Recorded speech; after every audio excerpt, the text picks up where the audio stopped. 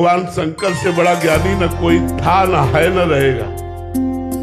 ज्ञान की मूर्ति है। वंदे बोधमयम नित्यम गुरुम शंकर रूपिणम। एक दिन भगवान शंकर ध्यान से उठे तो पार्वती जी ने पूछा, प्रभु आज बहुत मुस्कुरा रहे थे ध्यान में। तो कहा आज भगवान का एक नया अवतार हुआ है समुद्र मंथन के समय, मोहिनी अवतार। मैं उस मोहिनी अवतार के रूप का दर्शन कर रहा था, इसलिए मुस्कुरा रहा था। पार्वती जी ने कहा चलो हमको दर्शन कराओ। बोले इसके लिए तो भगवान के धाम चलना पड़ेगा, भगवान श्री हरि के धाम। पार्वती जी ने कहा चलो।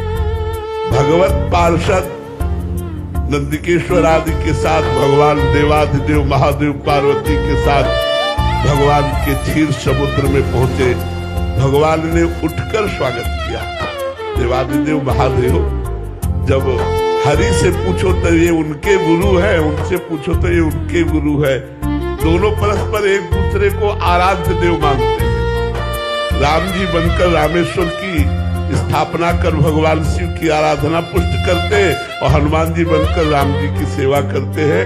ये भगवान श्री हरि हर में अभेद है, होते हुए भी बड़ा सेवक स्वामी का भाव गुप्त है। क्षीर समुद्र में सैया पर विराजमान भगवान श्री हरि उठ करके महादेव जी का स्वागत किया, आसन पर विराजमान किया। महादेव जी ने कहा, प्रभु हमने सुना है आपने मोहिनी अवतार धारण किया है, पार्वती और नंदीगण सब देखना चाहते हैं आपके उस अवतार को। भगवान ने कहा उस अवतार को देखने की बात मत करो, वो तो हमने असुरों को मोहित करके अमृत लेने के लिए धारण किया था, वो योगियों के लिए नहीं है। भगवान शिव ने हठ किया। इतने में भगवान श्री हरि अंतर ध्यान। अब नेत्र चकाचौंध हुए कि किधर भगवान, उधर देखा कि एक 16 वर्ष की ऐसा स्वरूप भगवान का मोहिनी रूप। ये वंदे बोधमयम नित्यम गुरुम शंकर रूपिणम भागवत में लिखा, पढ़ के देख लिया। भगवान शिव खड़े हो गए और भगवान हरि ने जब मुस्कुरा कर कटाक्ष मारा तो दौड़ पड़े।